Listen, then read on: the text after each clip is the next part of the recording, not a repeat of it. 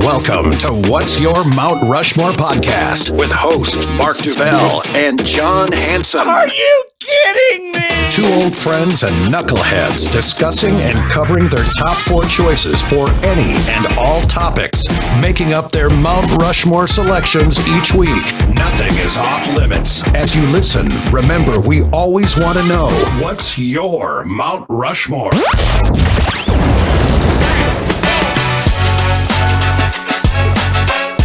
The magic and mystery that is the Minnesota State Fair is far too much to digest in one day. Minnesota State Fair! Come back for more food. Come back for more rides. It's just too much. Once a year, you owe yourself to come at least twice to the great Minnesota get-together. Hey, everybody. Oh, boy. Welcome back to another episode of What's Your Mount Rushmore? This is John Hanson, one of the clowns sitting here talking to you today.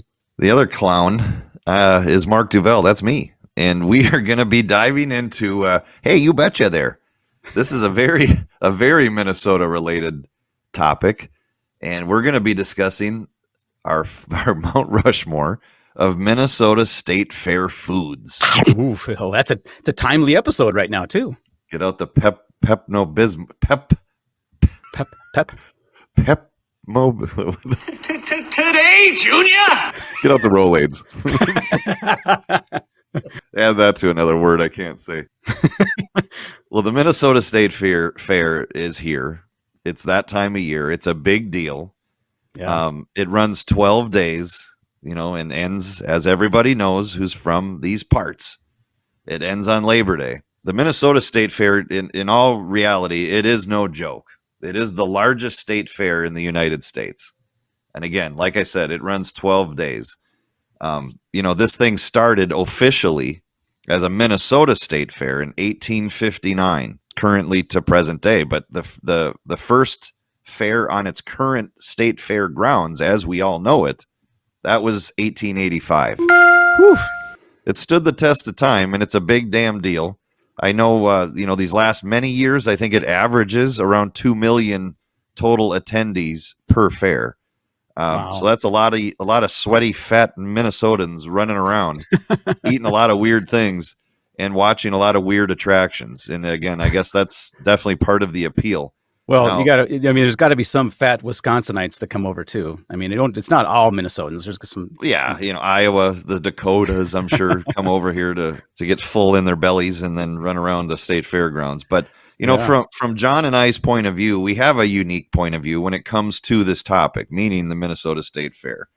If you've listened to our podcast before, you know this already, but we don't mean to be a broken record. John and I have been friends and met in the mid-'90s when we both worked in radio together. Specifically at the time, KDWB, we did run off and break off and work 4 different radio stations before our radio careers came to an end. Mm-hmm. Why I'm pointing that out is the Minnesota State Fair is a huge, huge media draw. So that means most, if not all, local Minneapolis, Twin City, St. Paul radio stations and TV stations, they all broadcast the entire time at the Minnesota State Fair. The local news, they do their live news from there, and radio stations pretty much broadcast morning till night. But why we point that out is when you have to spend a minimum, again, it runs 12 days, but when you're someone like us who worked there every year, and I was there for about a decade, and I averaged at least 10 days working at the fair. I've been to the Minnesota State Fair over 100 times. And when you spend hours and hours on end working it, and the people watching, and the freaks that come out at this thing, it gives you a whole different point of view of, one, humanity, just people in general, food, which we'll clearly get to here. But what you witness over the course of one fair, when you're there, morning till night, for the most part. And I know, John, you know this because you've been to more Minnesota State Fairs than me because of what you did after radio. Brought you right on back.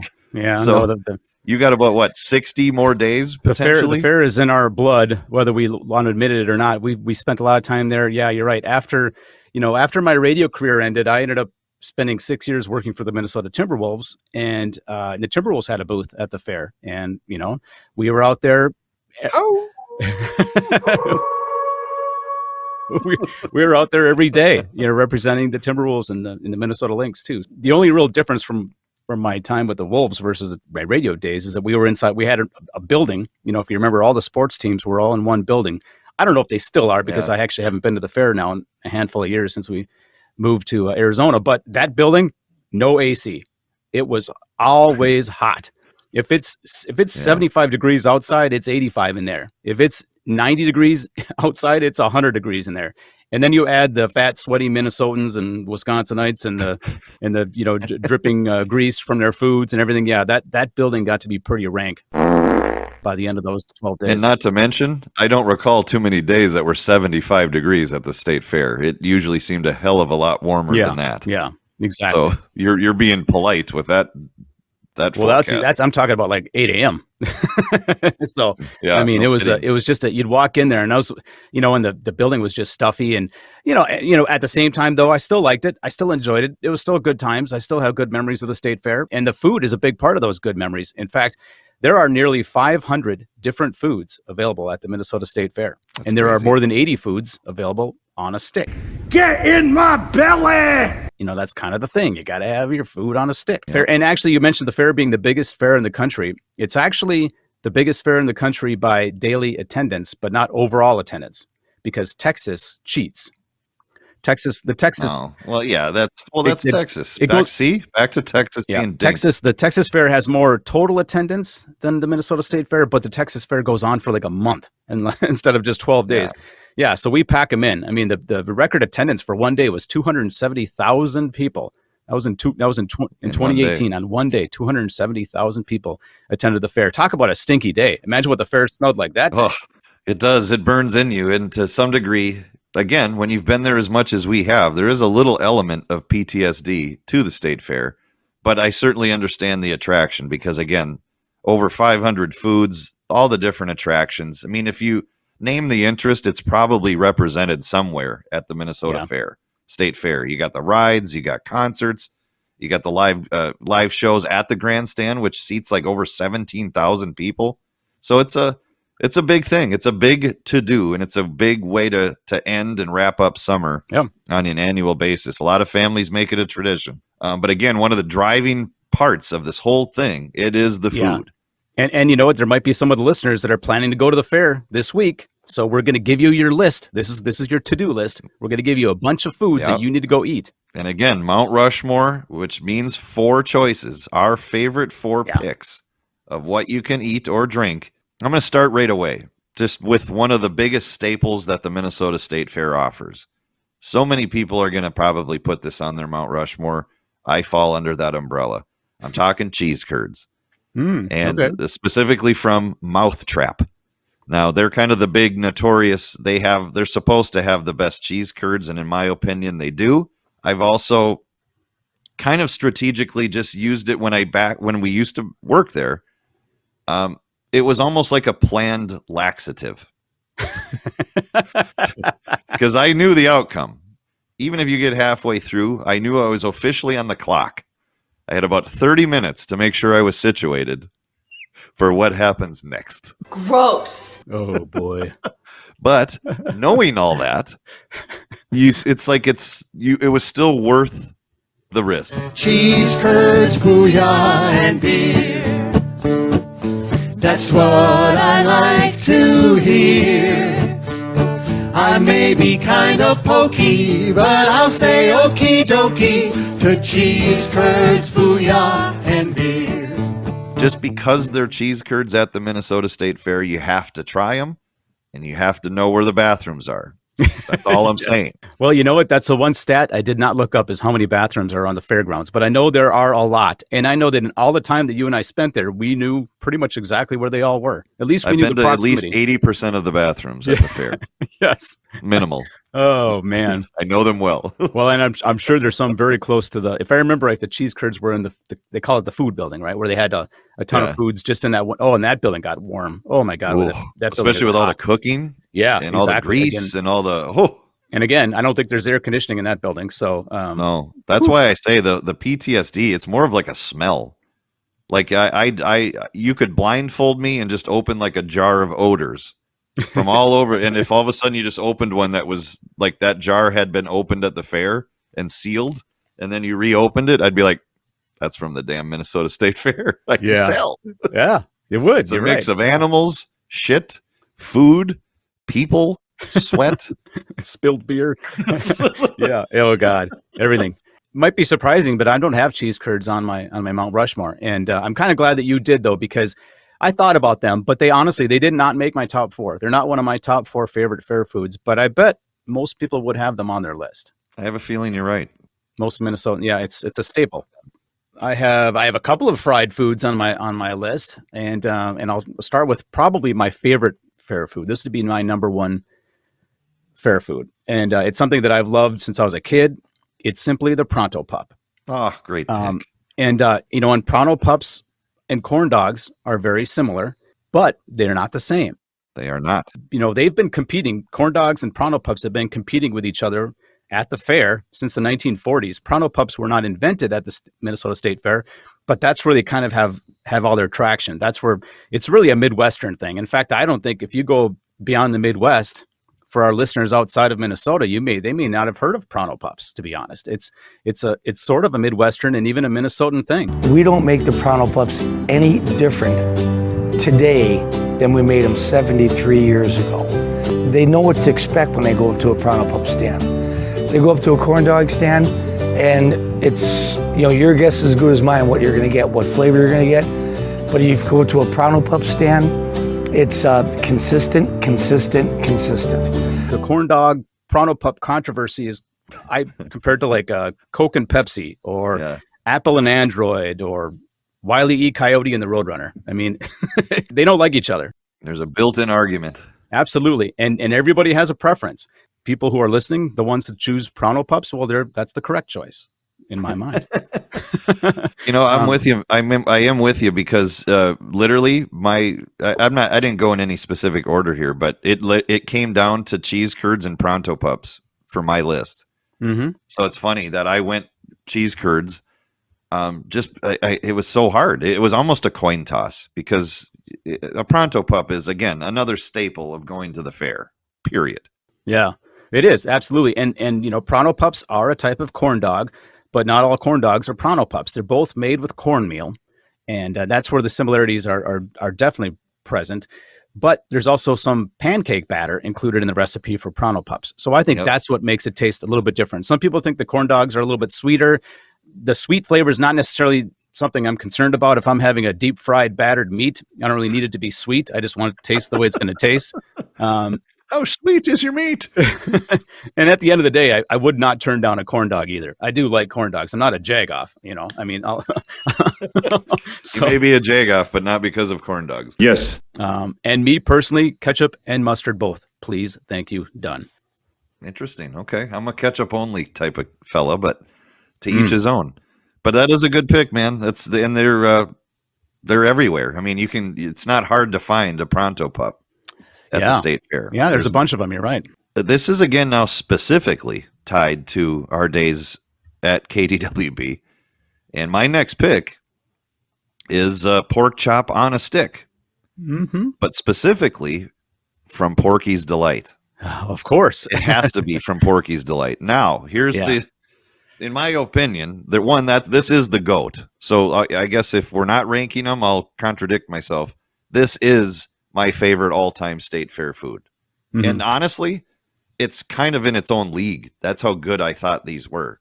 But I have to make sure I'm specific. It's Porky's Delight. They were like the ambassador to the pork chop on a stick movement at the fair. Now, here's where it gets sad and somewhat down and out. Porky's Delight is no longer at the Minnesota State Fair because allegedly, I'm going to cover my ass, they were kicked out of the fair for not paying their state fair tax on their sales of all their food. Oh no, allegedly. But man, oh man, this pork chop And yes, there's others that are still there, and I'm sure they're good, and I'm sure they're just fine. But nothing will beat the goat, the OG of pork chop on a stick. It was so mouthwatering. The seasoning that they would put, and the perfect cook on the pork chop itself. Hours later, you have the meat sweats. And then you got to find one of those 75 bathrooms again. No, pork chop on a stick, and specifically Porky's, is also on my list. That would be my number two. It had to be. It was great. It was a staple for us. In fact, when I was taking my notes and writing down the things that I wrote, I have this literally written down as a note next to the pork chop on a stick from Porky's. I wrote, it was probably the single best state fair food that I have ever had in my life. That is what I wrote, and and I stand by that. I do too. And they've been gone a long time, probably. I mean, gone quite a while. In fact, they were, by the time I started working with the Wolves, they were already gone. So I did not get to enjoy them on a daily basis during my time with the Timberwolves at the fair.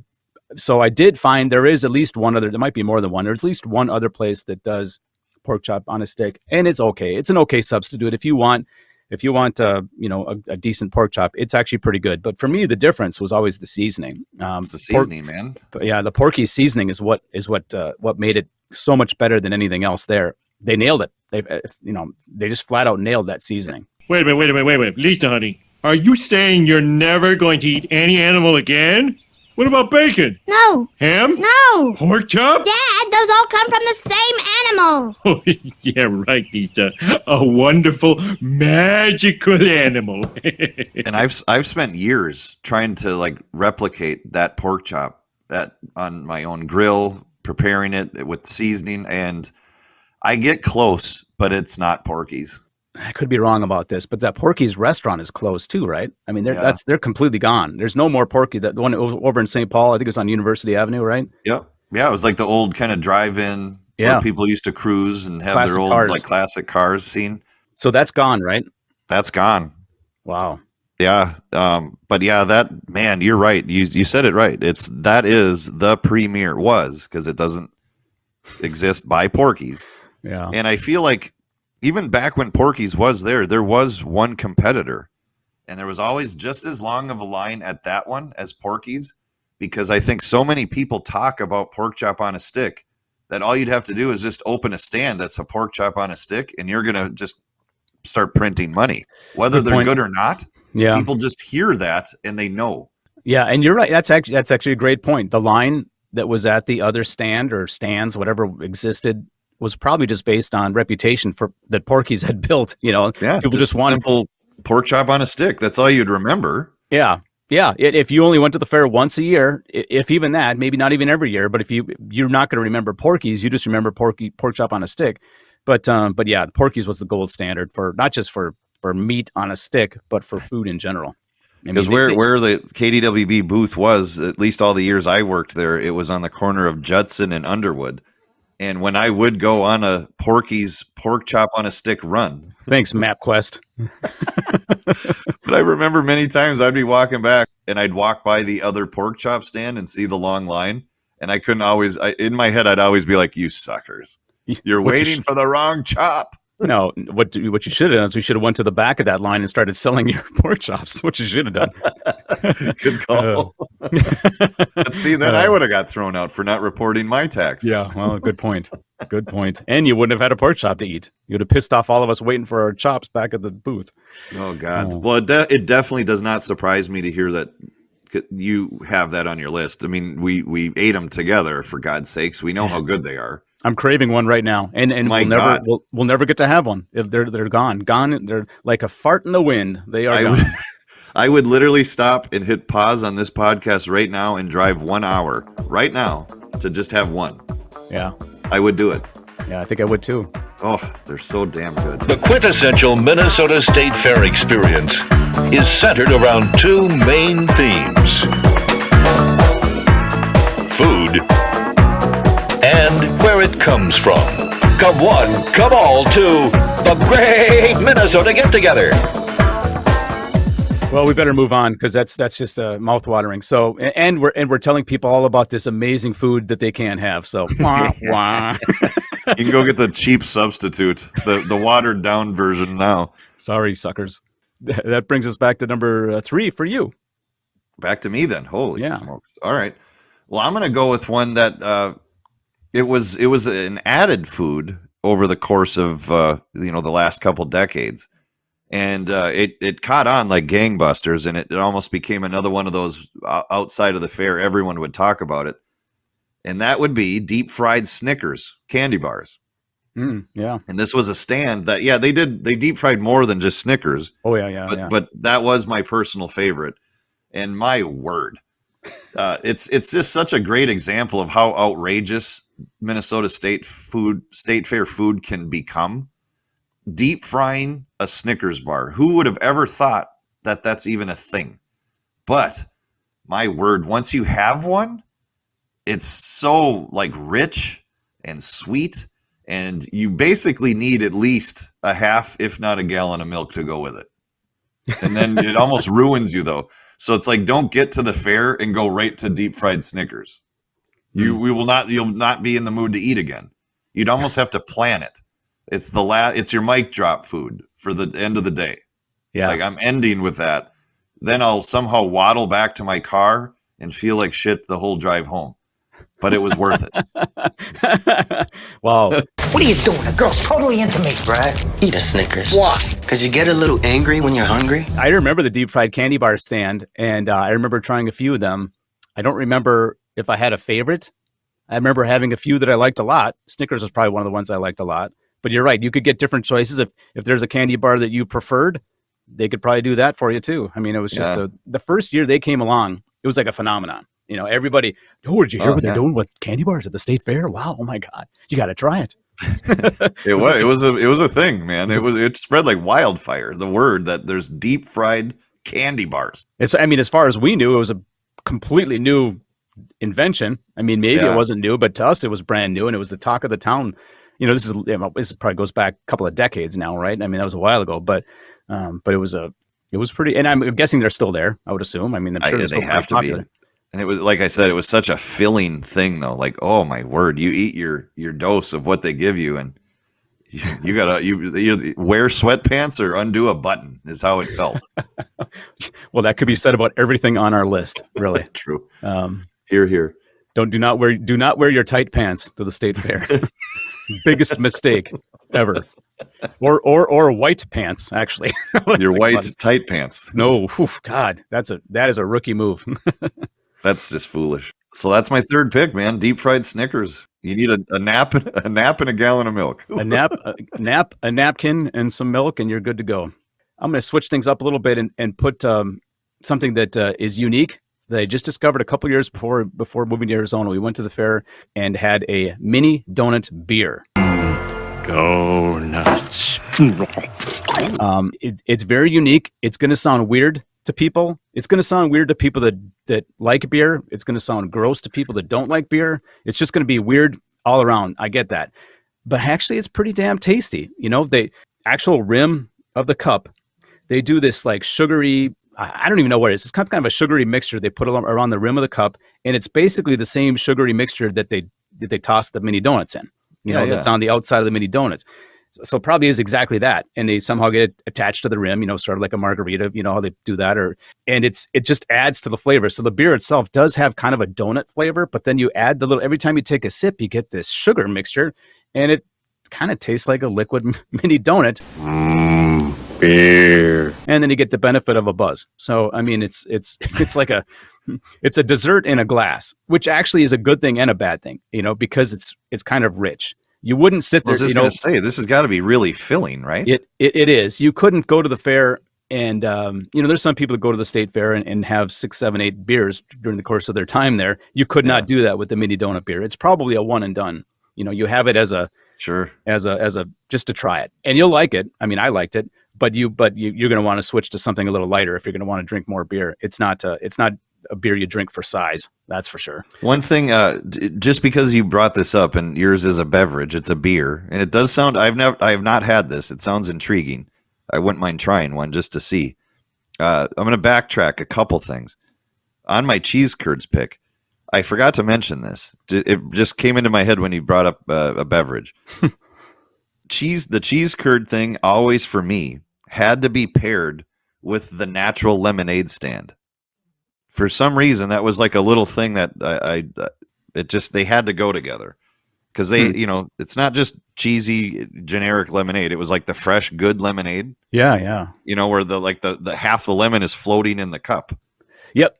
You pair that with the cheese curds. Oh, there was very few things at the fair that were as refreshing as that real lemonade stand. That actually, they give you the little half lemonade that's in the half lemon that's floating in the cup. Yeah. God, that was good. That was good lemonade. I'd forgotten about that. I'd completely spaced on the lemonade stand, but I can picture it in my head. And I can taste it. And again, just literally, I thought of it as you were talking, and I'm like, God, I wanted to.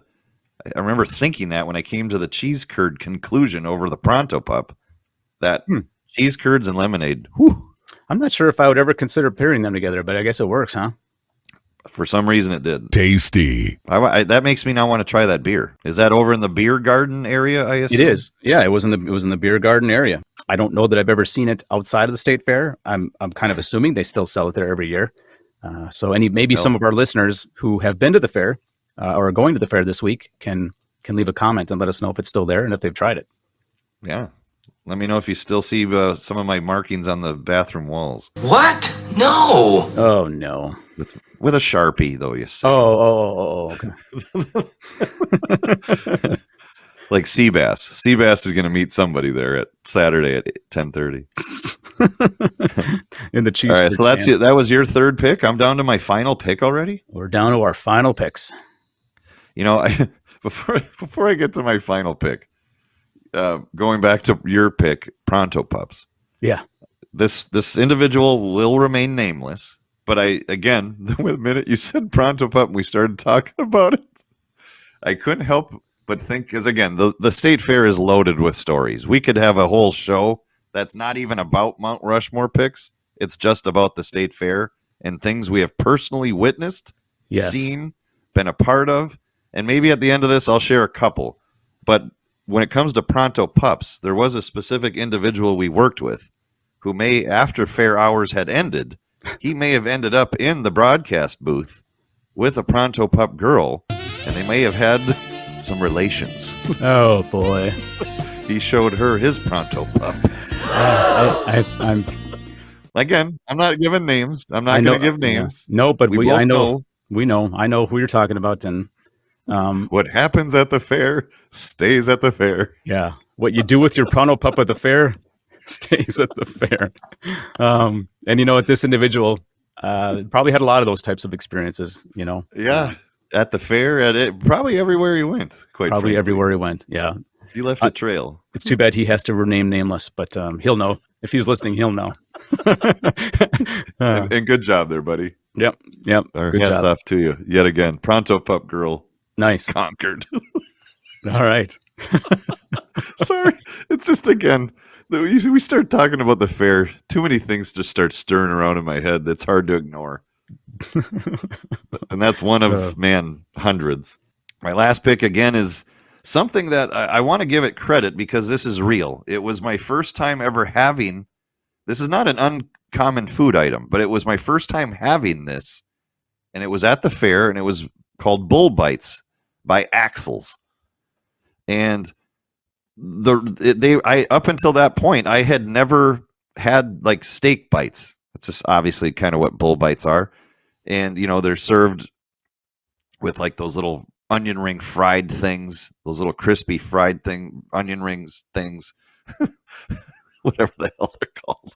But it's the little horseradish sauce you dip the steak bites, the Bull Bites in. Where's the beef? And I'm saying this despite damn near almost choking to death on one once at the state fair.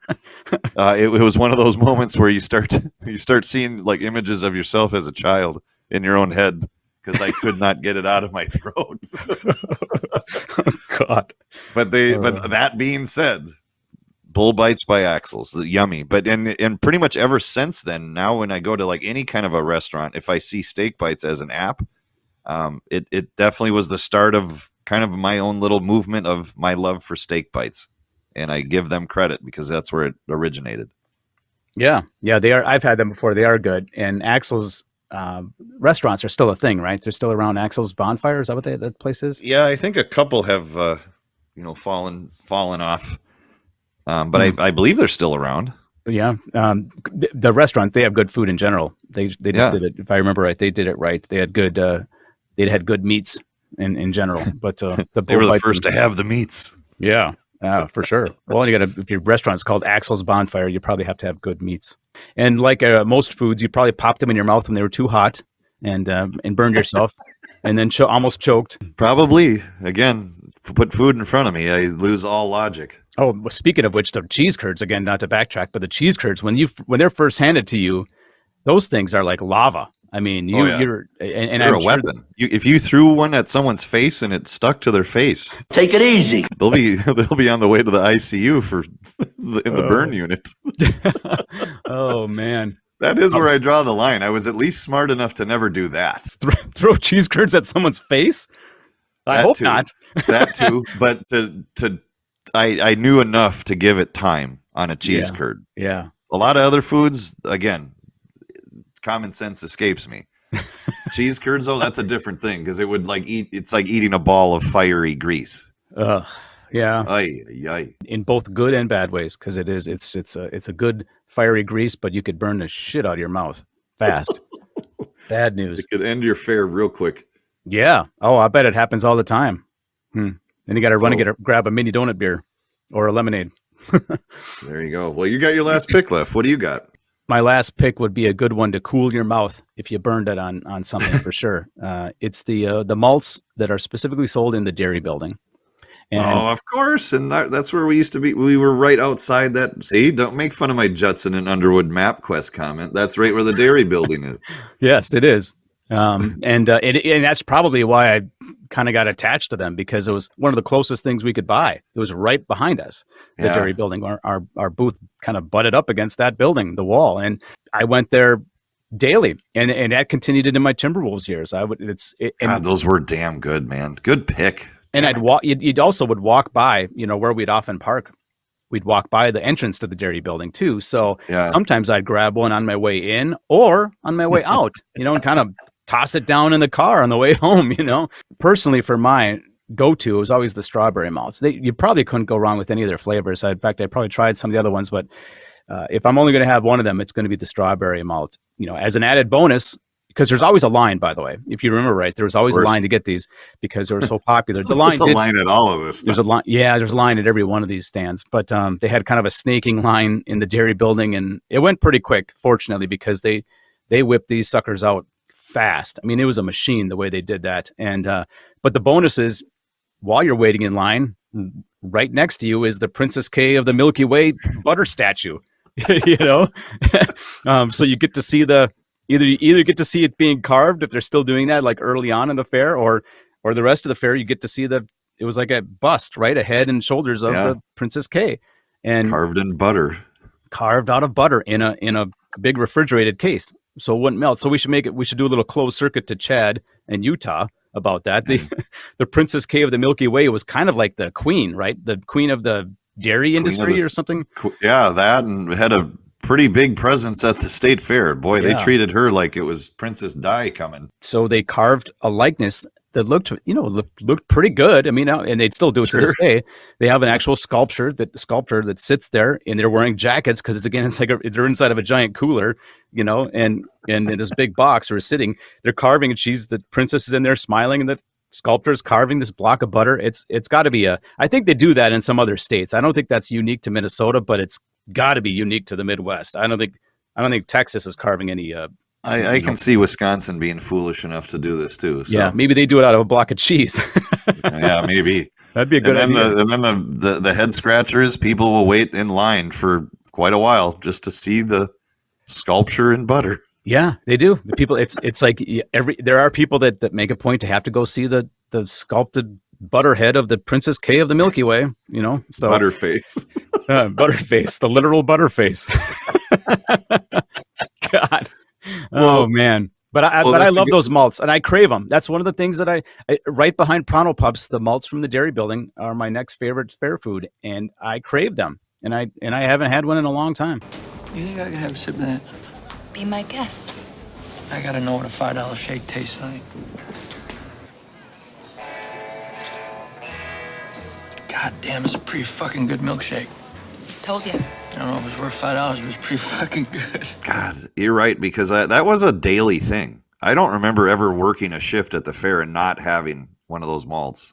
Yeah. Or shakes or whatever you call them, but they were so good. And you're right, because of the convenience, and that's why I think Pronto Pup is such a staple too, because they're everywhere. Sure. And they even though they are everywhere, they all have long lines. But you know what? I think this isn't necessarily a story. This will be the opposite of, if you've listened to us before, a lot of times we'll have honorable mention picks that were really close to making our top 4, but didn't quite make it. I have kind of 2 that I feel are going to be on. And again, I want this to be an open conversation, because again, with both of our experience at this fair, I've always and will forever be baffled at the popularity of 2 things that are at the state fair and have been there for a long time. 1, Sweet Martha's cookies.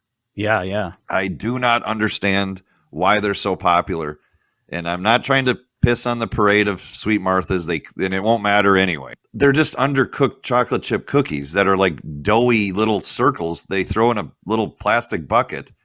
But the volume of people you see walking around with these buckets, I would love to know how much Sweet Martha's makes in 12 days at the Minnesota State Fair. Millions. She's got to make millions. And Sweet Martha's is a real person. It's a real woman, and she's got to make millions every year. It's got to be, because everybody has a bucket, and they're just full of these cookies. And the reason they can make so many of them is because they never cook them through. Yeah.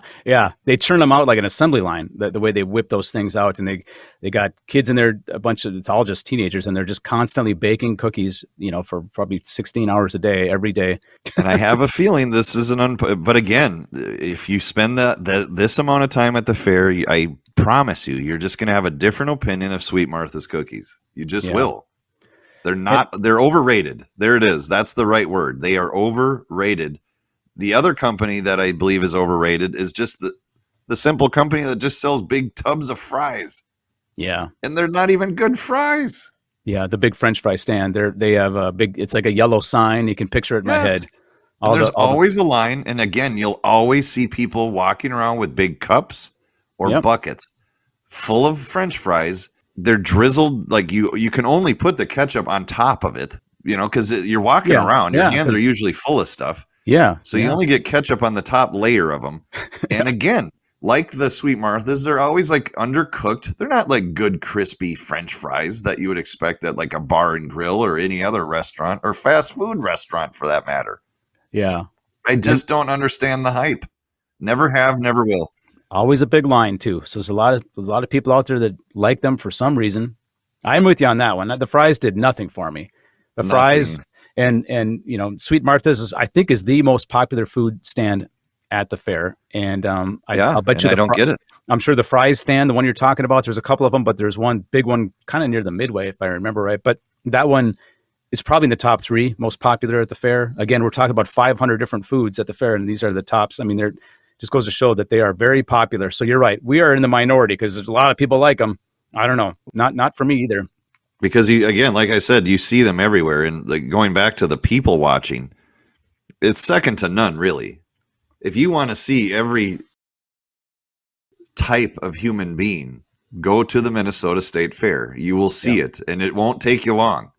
Because again, they're in droves. You look around, you are surrounded by anything and everything. Yeah.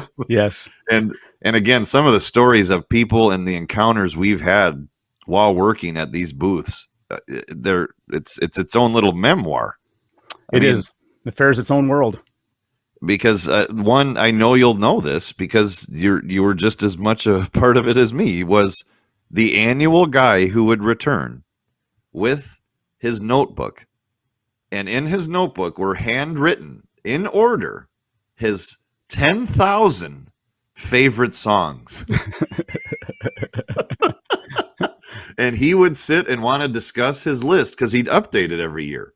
Yeah. Even though if it was, Hootie and the Blowfish, Hold My Hand was 483rd the year before, it might be 220th now. Yeah. So because this was handwritten, he had to update the list by hand.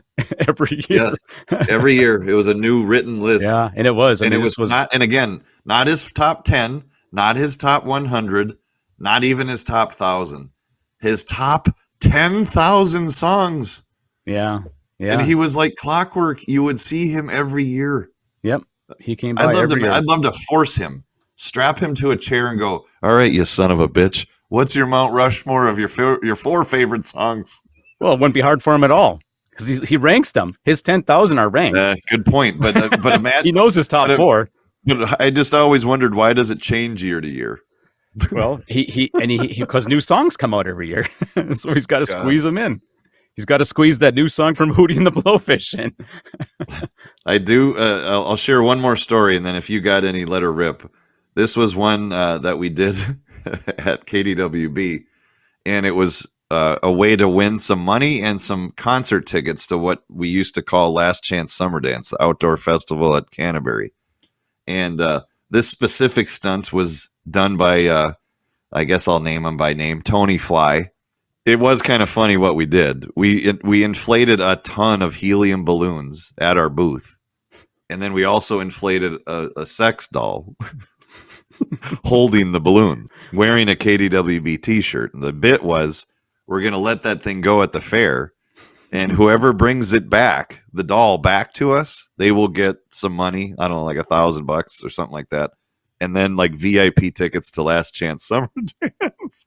But what we didn't account for is how many damn balloons it took to make this thing float. It was so obnoxious looking because it was like the movie Up. With a sex doll. But unfortunately, it's a sex doll on the other end of it, not a happy. Oh, not Ed Asner at the bottom of those. Not Ed Asner. But again, the list. We could go on and on and on about the things we've witnessed, seen, good, bad, the ugly, the funny, you name it. It all just unfolds in front of you. Yeah, most of the stories I have are probably not ones that we should share in this format. But one thing I always loved doing, and we did this in my radio days, and it actually carried on into the Timber Rules days too. The people I worked with, we'd create state fair bingo cards, and it was the perfect way to watch people, because you'd have this card and you'd have to fill out the squares in the card as you'd see the things happen in front of you. Obviously, one of them was like, it was somebody wearing a fanny pack. That was like a free square because you saw that like the first 10 minutes you were there. Oh God, you'd come walking by with a fanny pack. But the other one I always loved to look for, and you'd find it every year, usually within the first day, was an entire family dressed with the same shirt. Mom, dad, 1, 2, 3 kids, all wearing the exact same shirt. It was like, what the point of that was, I don't know. Why you get lost, look for the shirts. Yeah, look for the Johnson family shirts. They're going to be a bright pink this year. Yeah, and it's just obnoxious colors. Oh, it was. Yeah, or another one I think was somebody with food smeared on their face walking by, but not holding food either. So it's not like they're eating something now. They finished eating something, but they still have the food smeared on their face. They never wiped off. That was one of the bingo squares we'd have to check off. So, great times. It was, man. I'm glad I did spend that time. And like you, I haven't been back in a while. It's like parole for time served. Hearing all these foods kind of makes me want to go back for the foods, though. Here's a trick. If you do decide to go to the fair, because I went to the fair a couple years before we moved to Arizona, we went, and here's the trick: go early in the morning. Don't go at noon. Definitely.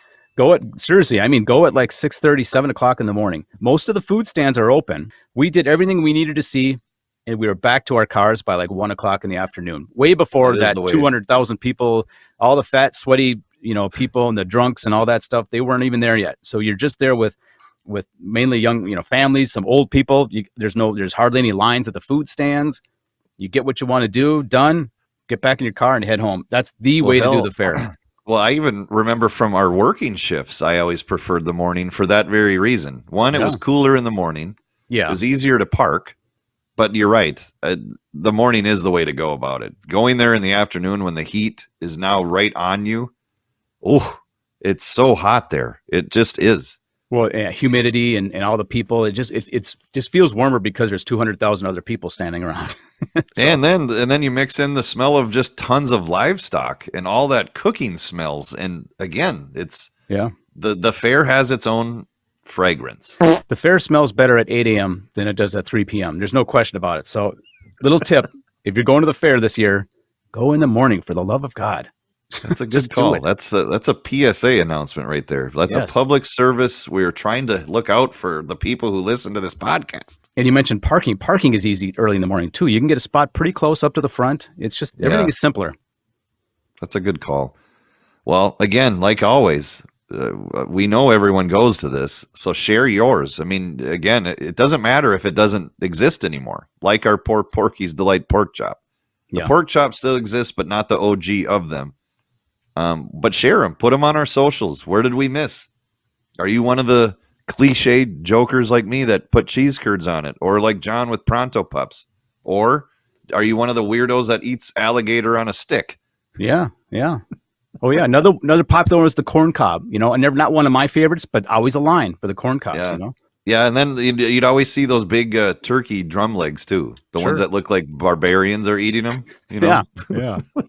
Yeah, exactly. Slathered in sauce.